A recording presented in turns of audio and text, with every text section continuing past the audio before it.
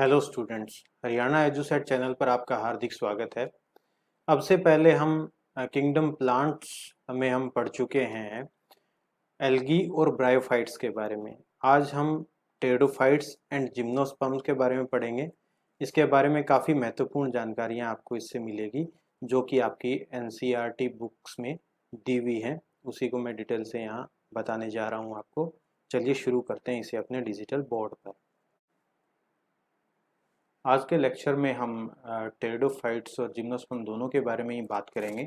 लेकिन पहले हम टेरिडोफाइट के बारे में बात करना पसंद करेंगे, क्योंकि ये जो अगर हम इवोल्यूशन के हिसाब से देखें तो पहले टेरिडोफाइट्स ही आते हैं। और टेरिडोफाइट्स को अगर हम डिफाइन करने का प्रयास करें तो हम कह सकते हैं कि टेरिडोफाइट्स जो हैं वो फर्स्ट वेस्कुलर लैंड प्लांट्स हैं। ऐसे प्लांट्स हैं जिनके अंदर वेस्कुलर टिश्यूज़ पाए जाते हैं, यानी जाइलम एंड फ्लोएम पाए जाते हैं। दूसरी जो है टेरिडोफाइट्स की इम्पोर्टेंट जो फीचर हम कह सकते हैं वो ये है कि इसके अंदर सीड हैबिट की एक तरीके से शुरुआत है, तो उसके बारे में भी हम पढ़ेंगे। तो चलिए पहले डिफाइन करते हैं टेरिडोफाइट्स को।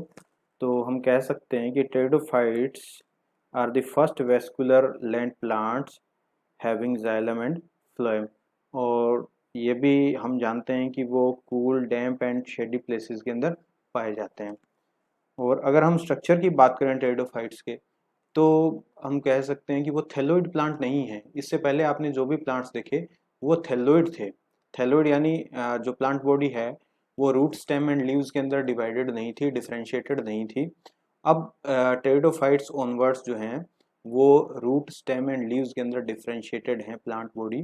तो टेरिडोफाइट की प्लांट बॉडी भी रूट, स्टेम एंड लीव्स के अंदर डिफरेंशिएटेड है।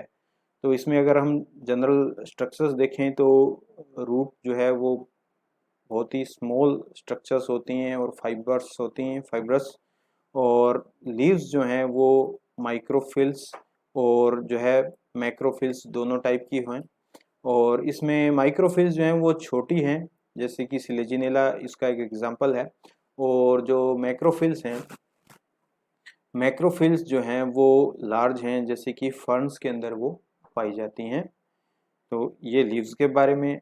अब स्पोरोफिल को थोड़ा सा अगर हम अलग से डिफाइन करने का प्रयास करें तो स्पोरोफिल एक तरीके से हम कह सकते हैं कि लीव्स का ऐसा परिवर्तित रूप है, रूपांतरित रूप है, जो कि स्पोरेंजिया को धारण किए हुए होता है, विच बियर्स स्पोरेंजिया।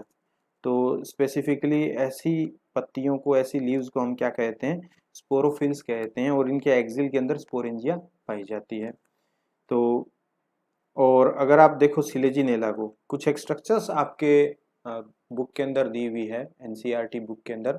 अगर आप सिलेजिनेला को देखो तो इस तरीके का आपको दिखेगा। और ये लगभग आप 5 से 10 सेंटीमीटर का प्लांट आप नॉर्मली इसे मान सकते हो। ये लीव्स काफ़ी छोटी होती हैं और ये इसीलिए इनको माइक्रोफिल्स कहते हैं। देखिए बीच के अंदर आपको ये स्टेम दिखाई दे रहा है और स्टेम के ऊपर ये लीव्स लगी हुई हैं। इसके बाद अगर आप इक्विसिटम की स्ट्रक्चर देखो, वो भी आपकी बुक के अंदर दी हुई है।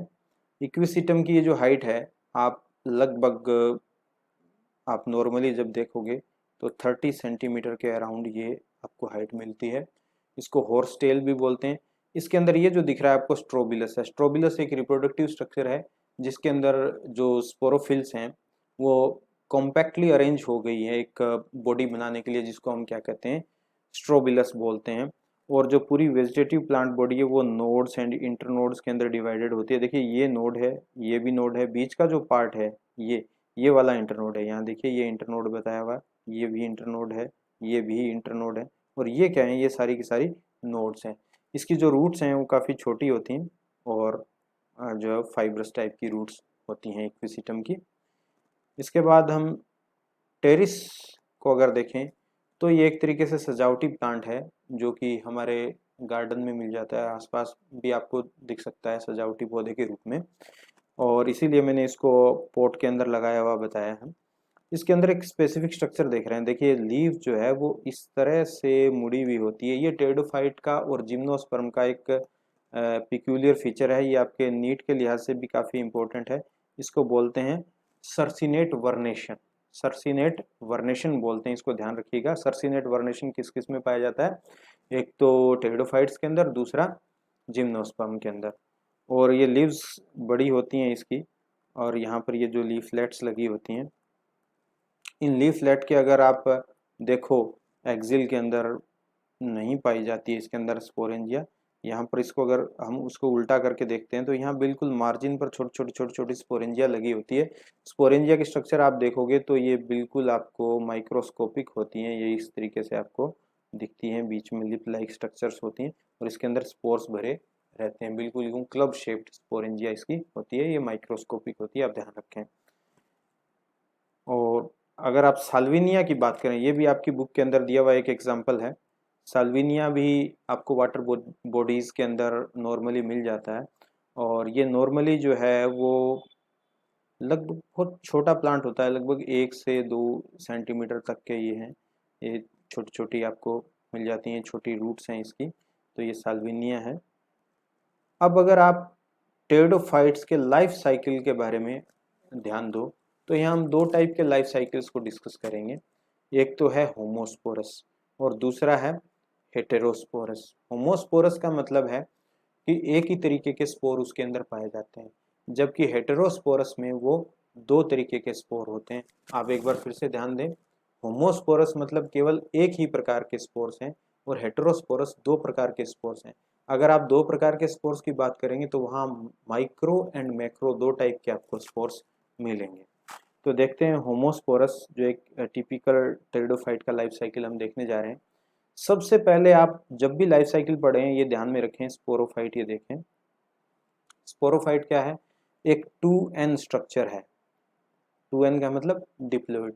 आप स्पोरोफाइट को कैसे डिफाइन कर सकते हैं? स्पोरोफाइट को डिफाइन कर सकते हैं, स्पोरोफाइट प्लांट के लाइफ साइकिल में आने वाली ऐसी डिप्लॉइड स्ट्रक्चर है जो जाइगोट से बनती है और स्पोर्स बनने के साथ समाप्त होती है, या फिर मतलब स्पोर के बाद दूसरी जनरेशन भी शुरू हो जाती है। तो आप इस तरीके से इसको डिफाइन कर सकते हैं। स्पोरोफाइट क्या है? स्पोरेंजिया उत्पन्न करता है। आप जितने भी ये जो प्लांट्स देख रहे हैं, जो खासतौर से अगर मैं टेरिडोफाइट्स की बात करूं तो टेरिडोफाइट में जितने भी ये प्लांट्स देख रहे हैं सारे के सारे स्पोरोफाइट हैं। इससे पहले अगर आप ध्यान दें तो वो सारे गैमिटोफाइट थे, एल्गी में भी और ब्रायोफाइट्स में भी। तो यहाँ आपके लिए विशेष बात यह है कि ये जो मेन प्लांट बॉडी है वो क्या है? स्पोरोफाइट्स हैं। तो वो स्पोरेंजिया प्रोड्यूस करते हैं, और स्पोरेंजिया क्या करती है? स्पोरेंजिया में स्पोर मदर सेल्स होती हैं जो कि रिडक्शन डिवीजन कह दीजिए, मियोसिस कह दीजिए, या अर्धसूत्री विभाजन कह दीजिए, उसके पश्चात क्या बनाती हैं? स्पोर्स बनाती हैं। और स्पोर्स कैसे होते हैं? हैप्लॉइड होते हैं, यानी नंबर ऑफ क्रोमोसोम्स यहाँ n आपको दिखाया हुआ है। ये स्पोर्स जो है वो जर्मिनेट होते हैं, और जर्मिनेट होकर के क्या बनाते हैं? गैमिटोफाइट बनाते हैं। देखिए हम गैमिटोफाइट को डिफाइन करेंगे। गैमिटोफाइट प्लांट के लाइफ साइकिल में आने वाली ऐसी स्टेज है जो हैप्लॉइड होती है और किससे बनती है? स्पोर से बनती है, और फर्टिलाइजेशन के साथ ही इसका अस्तित्व सामान्यतः समाप्त हो जाता है। तो ये एक तरीके से गैमिटोफाइट की डेफिनेशन है। आप ये भी ध्यान रखें, गैमिटोफाइट क्या है? हैप्लॉइड है। यहाँ पर गैमिटोफाइट के अंदर एंथ्रेडिया आपको मिल रही है और आर्चिगोनिया। एंथ्रेडिया कैसा रिप्रोडक्टिव ऑर्गन है? मेल रिप्रोडक्टिव ऑर्गन है। मेल रिप्रोडक्टिव सिस्टम या ऑर्गन के लिए ये, मतलब मेल के लिए ये सिंबल है, और ये जो आर्चिगोनिया है ये फीमेल रिप्रोडक्टिव ऑर्गन है, फीमेल के लिए ये सिंबल है। मेल रिप्रोडक्टिव ऑर्गन के अंदर एंथेरोजोइड्स प्रोड्यूस होते हैं, और फीमेल रिप्रोडक्टिव ऑर्गन के अंदर यानी आर्चिगोनिया के अंदर वो एग्स प्रोड्यूस होते हैं। दोनों ही हैप्लॉइड हैं, और जो एंथ्रोइड है, एंथेरोजोइड जो है वो एग के साथ मिलकर के जाइगोट का फॉर्मेशन कर देता है, और इस प्रक्रिया को हम क्या कहते हैं? फर्टिलाइजेशन कहते हैं। फर्टिलाइजेशन के साथ ही जाइगोट बन जाता है, और जाइगोट क्या है? एक डिप्लॉइड सेल है, फर्स्ट डिप्लॉइड सेल है प्लांट के इस लाइफ साइकिल के अंदर, और इससे क्या बन जाता है? वापस स्पोरोफाइट। तो ये एक तरीके से लाइफ साइकिल है एक होमोस्पोरस टेरिडोफाइट का, जिसके अंदर स्पोर सारे एक जैसे ही होते हैं, एक ही टाइप का गैमिटोफाइट बनता है। उस गैमिटोफाइट पे दोनों ही प्रकार के जो male and female reproductive organs produce होते हैं, और वो आगे के सेक्सुअल रिप्रोडक्शन के अंदर भाग लेते हैं। अब देखते हैं हेटेरोस्पोरस जो प्लांट होते हैं उनका लाइफ साइकिल के अंदर। हेटेरोस्पोरस मैंने पहले ही आपको बताया था, 2 तरीके के स्पोर हैं। एक तो छोटे स्पोर्स हैं जो कि माइक्रोस्पोर कहलाते हैं, जो कि आप उनको मेल स्पोर भी बोल सकते हो, और दूसरे जो हैं बड़े स्पोर्स हैं जिनको हम मेगा स्पोर बोलते हैं, जो कि एक तरीके से फीमेल स्पोर्स भी आप उन्हें कह सकते हो। ऐसा जो आपके सिलेबस में दिया हुआ है वो सिलेजिनेला के संदर्भ में दिया हुआ है, आपको सिलेजिनेला को ही ज़्यादा विशेष ध्यान से पढ़ना है। तो यहाँ फिर देखिए ये जो स्पोरोफाइट है ये क्या है, जैसे कि हम होमोस्पोरस के अंदर देख पाए थे स्पोरोफाइट, यहाँ क्या है 2n है, 2n यानी डिप्लॉयड है। एक बार मैं क्लियरली लिख देता हूँ, 2n यानी डिप्लॉयड है। स्पोरोफाइट जहाँ भी आएगा वो 2n या डिप्लॉयड ही कहलाता है। उसके बाद देखिए male sporangia and female sporangia, दो टाइप की स्पोरेंजिया है। मेल स्पोरेंजिया को हम माइक्रोस्पोरेंजिया भी बोल सकते हैं। क्या बोल सकते हैं इनको हम? माइक्रोस्पोरेंजिया, ठीक है। और फीमेल स्पोरेंजिया को हम मेगा स्पोरेंजिया भी बोल सकते हैं, ये आप ध्यान रखें।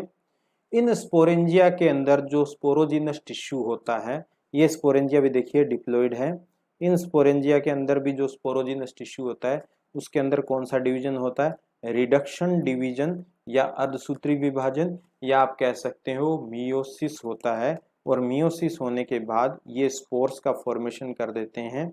जो मेगास्पोरेंजिया है वो मेगास्पोर बनाएगी, और जो माइक्रोस्पोरेंजिया है वो माइक्रोस्पोर बनाएगी। तो जो मेगास्पोर हैं वो अब देखिए यहाँ क्या हो जाते हैं, स्पोर्स रिडक्शन डिवीजन के बाद ये क्या है, हैप्लॉइड हो जाते हैं। और जो हैप्लॉइड स्पोर है मेगास्पोर वो क्या बनाएगा, फीमेल गैमीटोफाइट। और जो माइक्रोस्पोर हैप्लॉइड स्पोर्स हैं ये बनाएंगे मेल गैमीटोफाइट। फीमेल गैमीटोफाइट पर क्या प्रोड्यूस होगा? फीमेल रिप्रोडक्टिव ऑर्गन यानी आर्चिगोनिया। और मेल रिप्रोडक्टिव ऑर्गन जो कि मेल गैमीटोफाइट पर प्रोड्यूस होता है वो क्या कहलाता है? एंथ्रीडिया। और होमोस्पोरस की तरह एंथ्रीडिया में क्या बनते हैं? एंथेरोजोइड्स बनते हैं। और आर्चिगोनिया में क्या बनते हैं? एग्स बनते हैं। और वही प्रोसेस एग एंड एंथेरोजोइड्स मिलकर के जाइगोट बनाए जाते हैं, जो कि फर्स्ट सेल है इस डिप्लॉयड पीढ़ी की, डिप्लॉयड जनरेशन की, यानी स्पोरोफाइट का फॉर्मेशन इस जाइगोट से शुरू होता है और स्पोर पर समाप्त होता है। तो एक तरीके से ये हेटेरोस्पोरस का लाइफ साइकिल था। ये काफ़ी इम्पोर्टेंट है, अभी आपको समझ में आएगा। एक जो हम पढ़ने जा रहे हैं टॉपिक सीड हैबिट, ये काफ़ी इम्पोर्टेंट टॉपिक है। अगर आप बात करें सीड्स, सीड्स कैसे बनते हैं प्लांट के अंदर, और अगर हम इन्हें देखना चाहें एंजियोस्पर्म्स के संदर्भ में, या जो जिम्नोस्पर्म्स हैं वहाँ पर क्या क्या कंडीशंस होती हैं, वहाँ पर कुछ एक कंडीशंस होती है। पहली चीज़ है हेटेरोस्पोरी का पाया जाना, यानी दो तरीके के वहाँ पर जो आपको हैं स्पोर्स मिलते हैं। तो यानी फर्स्ट कंडीशन इज हेटेरोस्पोरी। और दूसरी जो कंडीशन है, जो फर्टिलाइजेशन है, वो इंटरनल टाइप का होता है, यानी फर्टिलाइजेशन में स्पोर जो है वो बाहर नहीं आते हैं, यानी मेगा स्पोर खासतौर से बाहर नहीं आएगा। और जो इंटरनल फर्टिलाइजेशन होगा, यानी मेगास्पोरेंजिया में ही जो है वो एंथेरोजोइड जाके फर्टिलाइज करेगा। तो ये इंटरनल फर्टिलाइजेशन है। और इंटरनल फर्टिलाइजेशन के बाद जो डेवलपमेंट है वो भी इंटरनल ही होता है, ये आप ध्यान रखें। तो ये तीन कंडीशन है। तो इन तीन कंडीशंस के बाद जो है, जो अब जो हायर प्लांट्स हैं उनमें ये देखा गया है कि जो ओव्यूल है या जो मेगास्पोरेंजिया है वो सीड का रूप ले लेते हैं, जबकि इसमें थोड़ा ऐसा नहीं है। अगर आप सिलेजिनेला के संदर्भ में देखेंगे तो आप ये पाएंगे कि इसमें जो हेटेरोस्पोरी है वो पाई जाती है, इंटरनल फर्टिलाइजेशन भी पाया जाता है, और इंटरनल डेवलपमेंट भी पाया जाता है काफ़ी हद तक। इसके बाद वो जो है गैमेटोफाइट है वो बाहर आ जाता है, जहाँ उसमें जो है वो स्पोरोफाइट विकसित होता है। तो एक तरीके से आप ये कह सकते हैं कि सिलेजिनेला के अंदर सीड तो नहीं पाए जाते, लेकिन सीड की एक तरीके से फॉर्मेशन के लिए जो जरूरी कंडीशंस हैं उनमें से अधिकांश कंडीशन उनके अंदर पाई जाती है। तो आप कह सकते हैं सीड तो नहीं पाया जाता, लेकिन सीड हैबिट या बीज स्वभाव का जो विकास है वहाँ पर शुरू हो गया है। इसलिए वैज्ञानिक ये मानते हैं कि जो पौधों में बीज बनने की प्रक्रिया का जो प्रारंभ हुआ है वो टेरिडोफाइट से ही हो गया है। हालांकि बीज इसमें नहीं बनते हैं, लेकिन आप इसको एक इंटरमीडिएट स्टेज मान सकते हैं।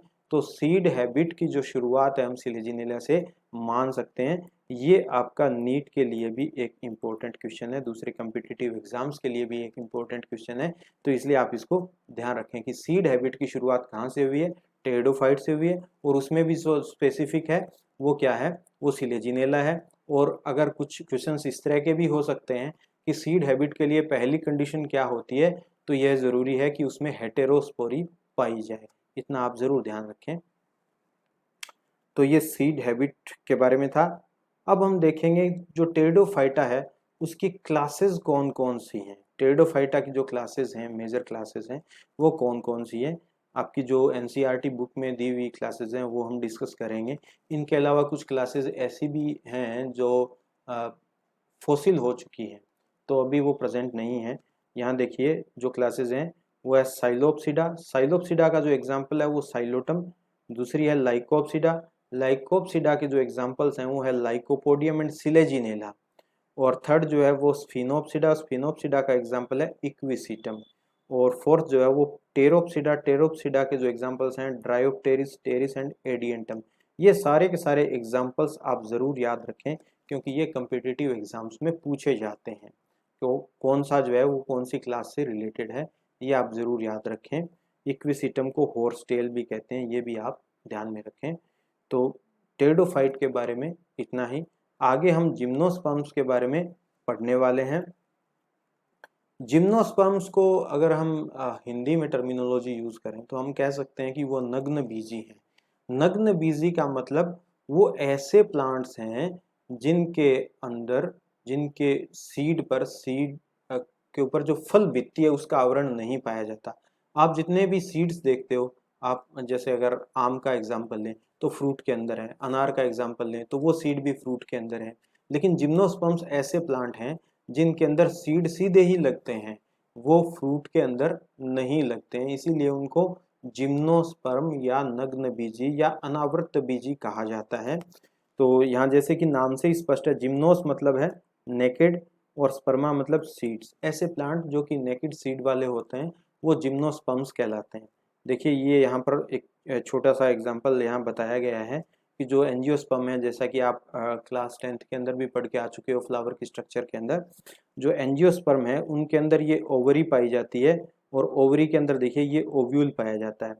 तो ये जो ओवरी है वो जो पकने के बाद क्या बना देती है, फ्रूट बना देती है, और ये जो ओव्यूल है वो क्या बना देता है, सीड बना देता है। जिम्नोस्पर्म्स में क्या होता है, ये ओवरी होती ही नहीं है। ओवरी नहीं होती, सीधे ओव्यूल्स लगे होते हैं। तो सीधे ओव्यूल लगे होते हैं तो सीधे सीड ही बनते हैं, उनमें फ्रूट्स नहीं बनते हैं। ये आप बात जो है विशेष रूप से आप ध्यान में रखें। तो अच्छा, एक दूसरी चीज, ओव्यूल्स का जो दूसरा नाम है वो है मेगास्पोरेंजिया, ये भी आप ध्यान रखें। इसके बाद हम देखते हैं इंपॉर्टेंट फीचर्स ऑफ जिम्नोस्पर्म। सबसे पहली बात, नो फ्रूट वाल, कोई भी फल भित्ति का आवरण नहीं होता। ओनली ओव्यूल, सीधे ओव्यूल लगते हैं, वहां पर ओवरी नहीं होती है। तीसरी चीज जो है, वेसल्स एब्सेंट होती हैं। इसमें भी वेसल्स, जैसे टेरिडोफाइट्स में तो वेसल एब्सेंट होती ही हैं, लेकिन जिम्नोस्पर्म में भी एब्सेंट होती है ये। लेकिन निटेल्स ऑर्डर में ये प्रेजेंट होती है। निटेल ऑर्डर को काफी एडवांस ऑर्डर माना गया है, जो कि एक तरीके से आप एंजियोस्पर्म के बराबर ही उसे मान सकते हो, बिल्कुल कनेक्टिंग लिंक है। तो क्योंकि एंजियोस्पर्म में वेसल्स प्रेजेंट होती है, इसीलिए आप इसमें भी जो है निटेल्स को वेसल्स के बेसिस पे मान सकते हो कि ये एंजियोस्पर्म्स के काफी करीब हैं। और ये मोस्टली ट्रीज होते हैं, ठीक है। ज़्यादातर ये पहाड़ी क्षेत्रों में पाए जाते हैं, यानी टेम्परेट जोन के अंदर ये पाए जाते हैं। अब हम कुछ एग्जाम्पल्स के बारे में डिस्कस करेंगे। सबसे पहला जो एग्जाम्पल आपकी बुक के अंदर दिया हुआ है वो है साइकस का एग्जाम्पल। अगर आप साइकस प्लांट को देखो, एक कंप्लीट मेच्योर प्लांट को देखो, तो वो प्लांट की जो हाइट है आपको लगभग 5 से 6 फीट के बीच में मिलती है। ये साइकस तो आपने जरूर देखे होंगे, लेकिन वो छोटे देखे होंगे, क्योंकि इस हाइट को अटेन करते हुए जो प्लांट को है कम से कम 20 से 30 साल लग जाते हैं। यानी डेवलपमेंट की रेट जो है वो काफ़ी स्लो है। आपने साइकस जो है वो एक तरीके से ऑर्नामेंटल प्लांट के रूप में छोटे देखे होंगे, काफ़ी छोटे साइकस आपने देखे होंगे। तो ये साइकस है, और साइकस का जो स्टेम है वहाँ पर ये छोटे छोटे स्कैर्स पाए जाते हैं, और उन स्कैर्स की जो प्रेजेंस है वो प्रेजेंस किस कारण है, क्योंकि वहाँ पर पहले लीव्स लगी थी, वो लीव्स जो है वो झड़ गई हैं वहाँ से, इसलिए उनके निशान बच जाते हैं जो कि लीव स्कैर के रूप में वहाँ पर आपको दिखाई देते हैं। यहाँ इसकी एक और ख़ास बात है, यहाँ पर इसके जो ग्राउंड लेवल है वहाँ पर छोटी छोटी यूँ एक तरीके से छोटी छोटी कोरलोइड रूट्स आपको मिलती हैं, जिनके अंदर एल्गल जोन पाया जाता है। तो उनके अंदर जो है आपको एल्गी दिखाई देती है। आप हायर क्लासेस के अंदर इसको पढ़ेंगे, सेक्शन ऑफ कोरलोइड रूट के अंदर आपको जो है एल्गल जोन आपको दिखाई देगा। इसके अलावा जो जिम्नोस्पर्म्स हैं उनके जो रूट्स हैं वो ज़्यादातर फंजाई के साथ एसोसिएटेड रहती हैं सिम्बायोटिक रूप से, तो वो माइकोराइजा माइकोराइजा के रूप में डेवलप होती हैं। ये आप ध्यान रखें, जिम्नोस्पर्म में माइकोराइजा पाया जाता है। और साइकस की अगर रिप्रोडक्टिव स्ट्रक्चर्स के बारे में देखें तो उसमें मेल कौन पाए जाते हैं, फीमेल कौन नहीं पाए जाते, केवल मेगास्पोरोफिल्स होती हैं, वो कौन के रूप में जो है वो व्यवस्थित नहीं होती हैं। और दूसरी बात ये भी कि इनके जो स्पोरोफाइट्स हैं वो दोनों ही अलग अलग होते हैं। केवल साइकस के केस की मैं बात कर रहा हूँ। साइकस के अंदर जो है मेल स्पोरोफाइट अलग होगा, फीमेल स्पोरोफाइट अलग होगा, यानी मेल कौन अलग प्लांट पर लगेगा और जो मेगास्पोरेंजिया है वो अलग प्लांट पर उपस्थित होती हैं। तो ये सब था साइकस के बारे में। साइकस के बाद अब मैंने इसकी जो मेगास्पोरोफिल है उसकी स्ट्रक्चर भी मैंने फोटोग्राफी करके रखी है आपके लिए। तो आप देख रहे हैं यहाँ पर, ये देखिए ये मेगास्पोरोफिल्स हैं, मैं आपको जूम करके दिखा रहा हूँ। ये देखिए, ये इस तरीके से जो मेगास्पोरोफिल, ये मेगास्पोरोफिल है, और इसके ऊपर ये जो है ये ओव्यूल्स लगे हुए हैं रेड कलर के, देखिए ये ओव्यूल्स लगे हुए हैं।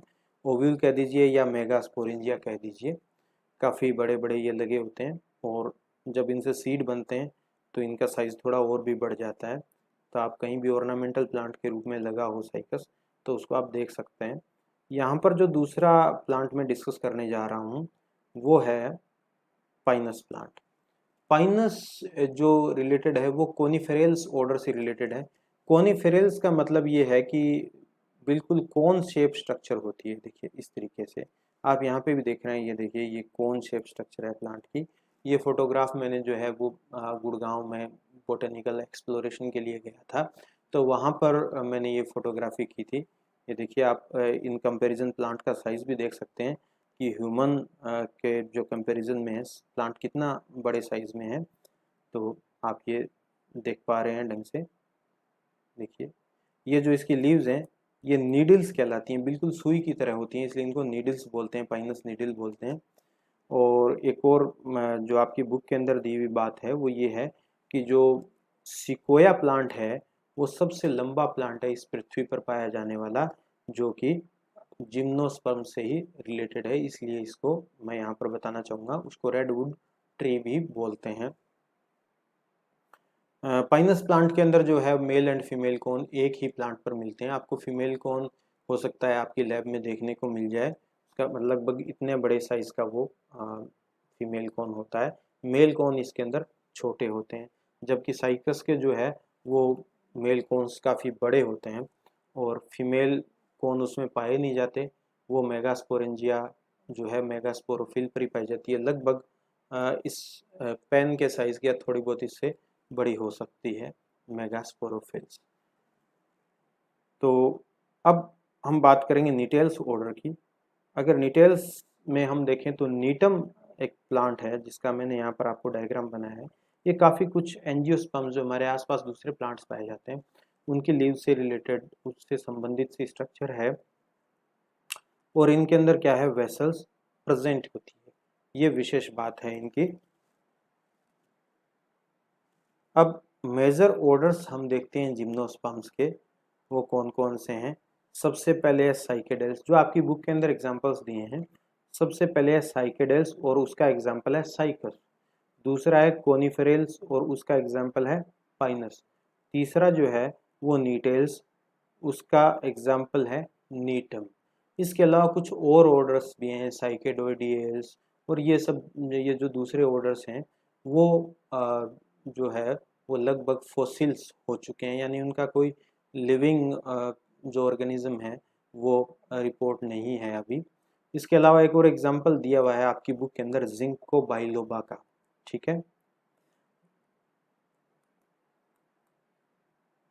जिंको बाइलोबा एक ध्यान रखें, क्योंकि इसकी जो लीफ है वो इस तरीके से दो लोब्स के अंदर बटी होती है, इसीलिए इसको जिंको बाइलोबा बोलते हैं।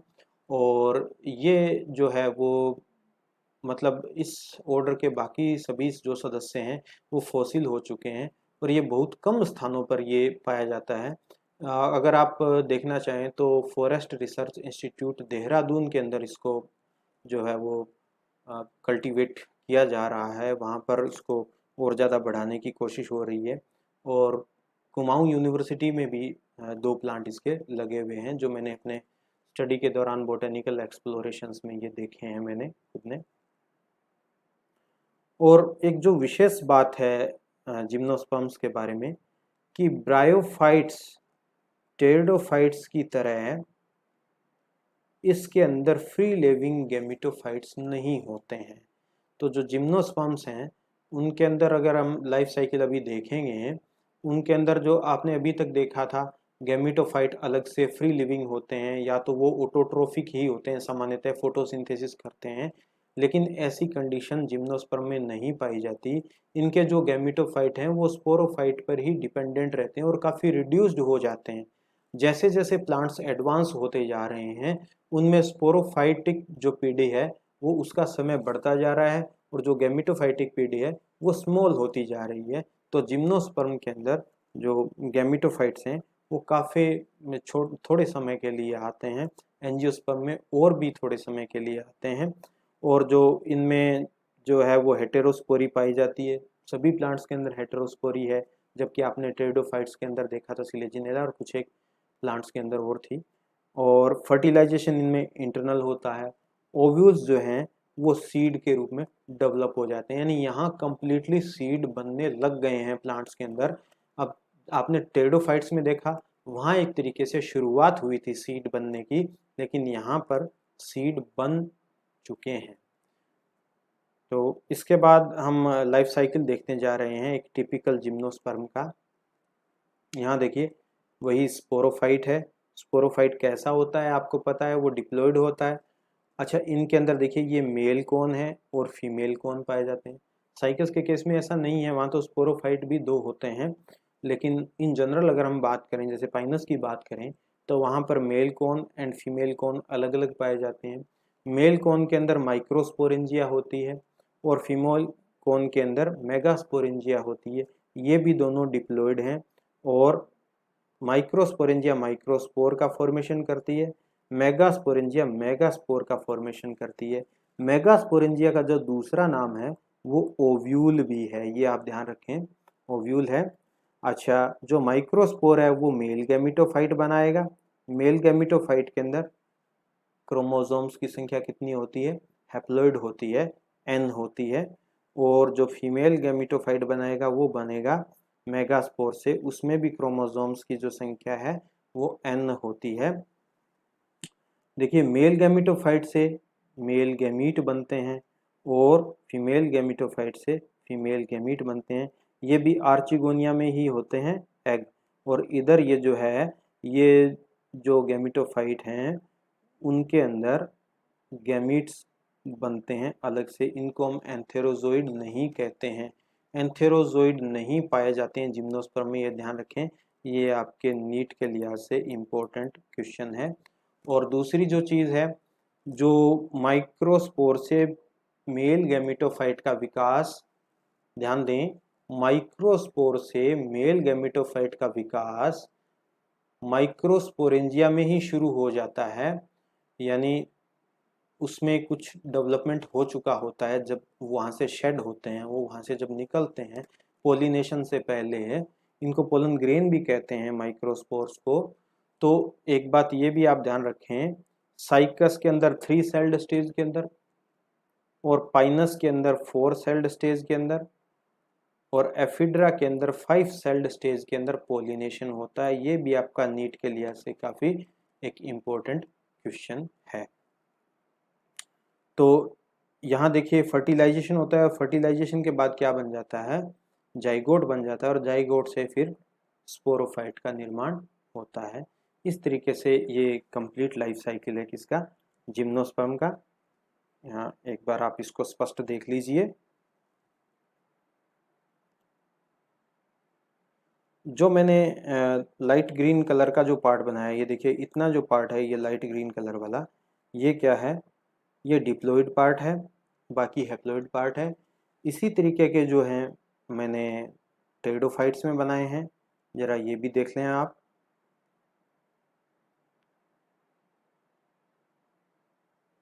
ये देखिए टेरिडोफाइट के अंदर ये जो शेडेड पार्ट है, ये सारा का सारा क्या है, ये डिप्लॉइड है, बाकी का हैप्लॉइड है।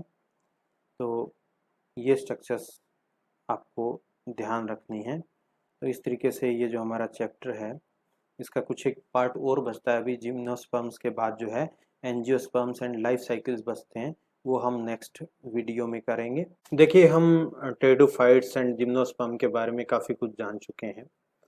अब आप इन दोनों जो प्लांट ग्रुप्स हैं उनके कैरेक्टरिस्टिक्स की लिस्टिंग करेंगे, और इनके जो लाइफ साइकिल्स हमने देखे हैं, दो तो हम टेरिडोफाइट्स में देख चुके हैं, होमोस्पोरस एंड हेटेरोस्पोरस टेरिडोफाइट्स के, और दूसरा जिम्नोस्पर्म में एक देख चुके हैं लाइफ साइकिल। तो इन तीनों लाइफ साइकिल्स की आपको डायग्राम बनाने हैं, ताकि आपको ये प्लांट ग्रुप्स अच्छे तरीके से याद हो जाए। Thanks for watching.